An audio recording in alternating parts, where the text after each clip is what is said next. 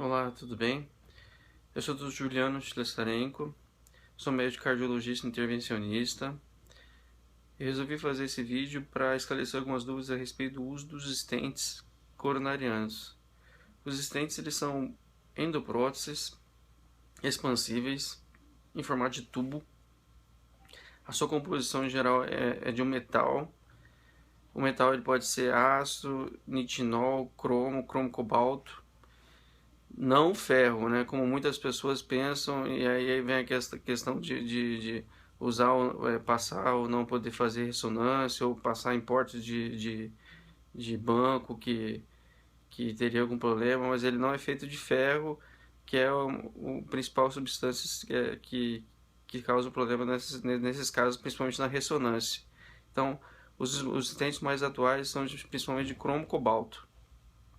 Ele é em formato de tubo, então imagine um tubo todo ele fenestrado, na qual ele é inserido por dentro da lesão e expandido com um balão, de forma que a placa de aterosclerose fica compactada na parede da artéria, desobstruindo o fluxo da coronária.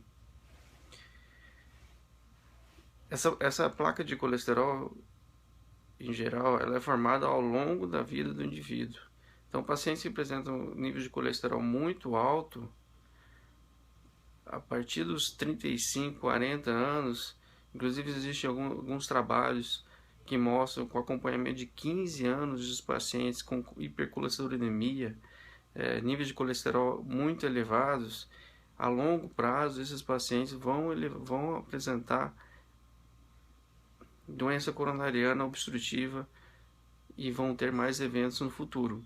Inclusive, esses pacientes terão mais benefício do uso das estatinas, que são remédios que diminuem o colesterol precocemente. Dentre os sintomas que em geral levam as pessoas a colocar stent coronariano, são o que a gente mais conhece, que é a angina, a famosa dor precordial. Em geral, a dor cardíaca é uma dor que acontece aos esforços, e conforme o grau de obstrução, também existe uma relação com a capacidade de exercício. Se a obstrução é muito severa, o paciente ele não consegue exercer grandes atividades físicas e logo ele sente dor. É uma dor comumente irradiada para o ombro esquerdo ou para o braço esquerdo. Em alguns casos pode ser irradiada para o queixo. E a gente se diz que a angina aos pequenos esforços, se é uma angina muito grave, se é uma angina moderada aos moderados esforços, ou se é uma angina aos grandes esforços. A dor cardíaca ela tem características de ser uma dor desencadeada aos esforços.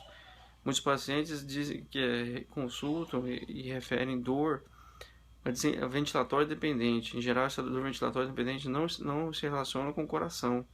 Ou dor ao toque, quando aperta, dói. Em geral, é uma dor de origem muscular. Então, esses sintomas de colesterol que o paciente não cuidou ao longo dos anos, comumente vai levar a uma obstrução das artérias coronarianas.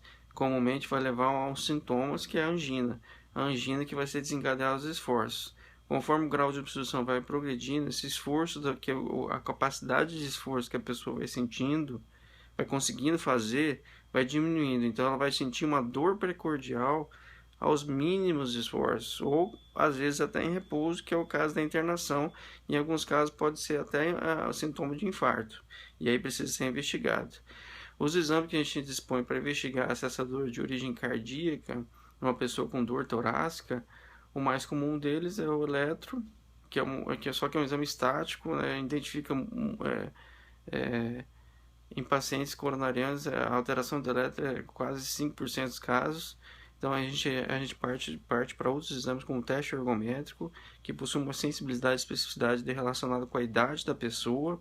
Se a pessoa é muito nova, tem uma baixa sensibilidade e especificidade, mas conforme o grau de obstrução e conforme as características da pessoa, a sensibilidade do teste ergométrico ela pode ser um bom exame e barato. e fornece várias informações, desde arritmia, alteração de pressão e aí, principalmente alteração do eletro no esforço físico, que é o que vai dar o diagnóstico. Outros exames que ajudam, e principalmente pacientes de alto risco eu vou citar, por exemplo, é pacientes diabéticos, pacientes com doença vascular periférica, pacientes idosos, pacientes que já tiveram infarto, ou já tiveram algum outro fator de risco, como doença carotídea ou derrame. Esses pacientes eles merecem uma avaliação mais aprofundada, que seria uma cintilografia, que aí você aumenta a sensibilidade e especificidade para avaliar a doença coronariana, ou uma angiotomografia.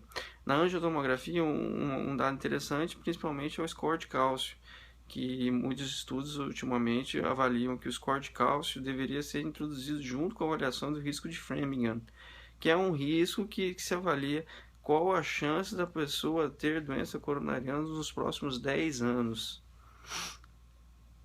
Feito o diagnóstico com relação aos exames e verificando se a pessoa tem uma cintilografia com alteração da imagem, sugestivo de isquemia, em geral uma cintilografia alterada isquêmica gera uma isquemia principalmente acima de 5%, já é considerado significativo. Abaixo de 5% está relacionado principalmente com qualidade de vida e sintomas, mas não com mortalidade. E uma angiotomografia mostrando uma lesão grave ou uma lesão moderada, dependendo da posição ou das características, esses pacientes merecem ser estudados. O próximo passo para a avaliação ou do estudo para decidir se vai ou não fazer o tratamento é o cateterismo. O cateterismo ele é um exame especial, é um exame padrão ouro específico para verificar o grau de obstrução e qual coronária está obstruída e a posição dessa obstrução. Então, é feito o cateterismo para comprovar os exames prévios de pacientes com dor precordial. Então, se o paciente tinha dor precordial, fez o exame complementar deu alterado, conversou com o médico decidiu, então, avaliar esse paciente para avaliar o grau de obstrução com a cinecoronariografia, ele vai fazer o cateterismo, que é comumente chamado. O cateterismo, ele nada mais é do que você faz um acesso, não faz cortes, é um procedimento, não é a cirurgia especificamente. Você faz um acesso ou através da via radial da paciente, que é através do punho, ou através da via femoral, e aí com catéter vai até o coração e injeta o contraste para verificar o grau de obstrução. E pelas imagens que se obtém e pela avaliação do hemodinamicista, verifique-se o grau de obstrução. Se o grau de obstrução acima de 50%, uma lesão moderada, acima de 70%, que a gente considera uma lesão significativa. A lesão acima de 70% é significativa porque ela tem um alto risco de evoluir para uma obstrução ou infarto. Por isso, em geral, uma lesão acima de 70%, em geral, deve ser tratada.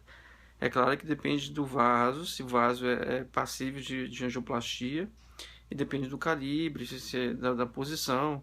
E em alguns casos, se o paciente apresenta múltiplas lesões, principalmente aqueles pacientes diabéticos, em alguns casos não se consegue tratamento unicamente com angioplastia. Então, nesses casos, os pacientes são encaminhados para cirurgia de ponte safena ou mamária. E também deve ser avaliado pelo cirurgião cardíaco. Só para vocês entenderem, com relação aos tipos de stents que a gente possui, e é uma coisa muito comum também do paciente, ultimamente que tem saído na mídia, os stents eles podem ser não farmacológicos, que não possuem remédio, e os stents farmacológicos. Os fármacos eles são envoltos ao redor do stent com o objetivo de diminuir que eles reestenosem. A grosso modo é que eles obstruam de novo a longo prazo. São os stents um pouco melhores, realmente, mas são os stents também mais caros e tem determinadas indicações. Existem vários tipos de fármacos, existem vários tipos de estudo com cada tipo de stent, e Para vocês terem uma ideia, os stents não farmacológicos, o que não tem remédio, em geral eles cicatrizam mais rápido, apesar de eles darem um pouco mais de obstrução, e depende também da posição do stent.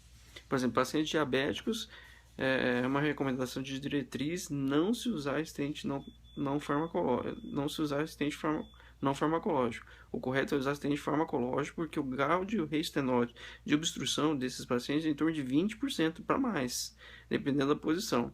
Então, deve-se utilizar stent farmacológico sempre em paciente diabético, a não ser aquelas situações de cirurgia, sangramento ou a critério do médico cardiologista. Bom, com relação aos tipos de fármacos, cada stent existe um tipo de fármaco que reveste o stent e existem vários estudos com relação a qual fármaco é melhor ou pior que o outro. Isso não é o motivo dessa discussão aqui, dessa explanação. Posso até fazer um outro vídeo com relação a especificamente os tipos de stents, ou se houver alguma dúvida, podem me escrever, mandar um e-mail. Mas assim, ultimamente, inclusive foi aprovado na Anvisa os stents bioabsorvíveis, que são stents, ou alguns cientistas não querem chamar de stent, porque na verdade é uma plataforma que ele é colocado pela obstrução, mas que tende a desaparecer. Desaparecer em quanto tempo? 2 a 3 anos. Sempre quando se for... Eu também não vou entrar em detalhes, mas é um stent novo, tá? Aprovado pela Anvisa, e isso já está sendo utilizado no Brasil. Tem indicação em 33% dos casos somente. Os outros casos não vão se mostrar, ele não vai se mostrar efetivo, porque ele depende de determinadas características da lesão. Sempre que for pensar em angioplastia, uma outra característica que tem que ser lembrada é a utilização do clopidogrel. O clopidogrel é como se fosse um AS, um AS que a gente fala ácido acetil salicílico, porque ele é um antiagregante plaquetário. Ele não é um remédio tão simples, porque ele pode provocar o aumento do risco de sangramento.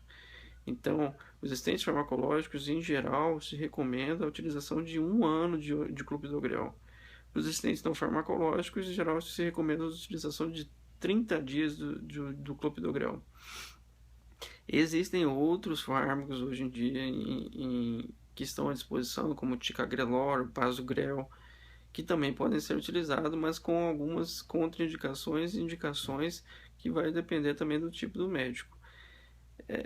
Esse vídeo foi mais para explicar um pouco do uso dos stents.